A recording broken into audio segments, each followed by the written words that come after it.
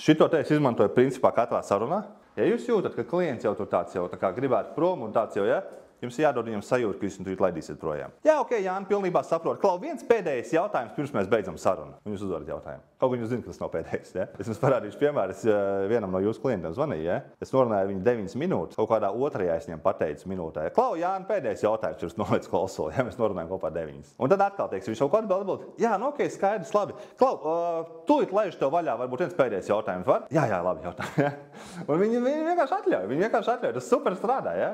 Un viss, tu vienkārši viņiem jautā jautājumus. Viņi saka, vēl, man bija viens saruna, kur viņš teica, es jau kaut ko trešo līdz tāds, vēl viens pēdējais. Saka, jā, šeit taču pēdējais, ja? Viņš saka, labi, kas ir, ja? Un viņi atļauj, viņi jautā. Un tādā ziņā tu viņu atkal atbruņo. Tu viņiem iedod sajūtu, ka tu tūlīt viņu laidīs prom. Klau, Jāni, ok, super, Klau, var vienu pēdējo? Nu jā, labi, ja? Un jums iedod laiku, un jūs varat normāli to jautājumu uzdot. Ja? Šis strādā vienkārši ideāli. Nu, viņš pilnīgi vienmēr strādā.